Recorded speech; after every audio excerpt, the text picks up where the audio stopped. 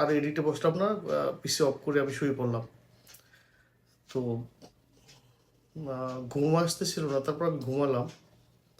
তো ভোর রাতের দিকে আমি আনুমানিক ঘুমাতে ঘুমাতে 3টে বেজে গেছে।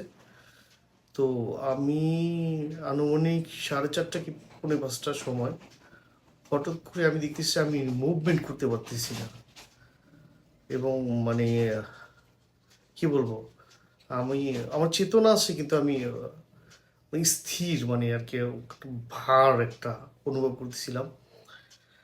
তো হঠাৎ করে আমি মানে ঘুম থেকে চোখ খুলি এবং চোখ খোলার পর দেখি একটা আফসা শ্যাডো আমার রুম থেকে বের হয়ে গেল। আসলে এই বিষয়টা নিয়ে মানে কারো কাছে শেয়ার করবো কিনা ভাবে মানে ইতস্তত ছিলাম আর কি। আমি ভিডিও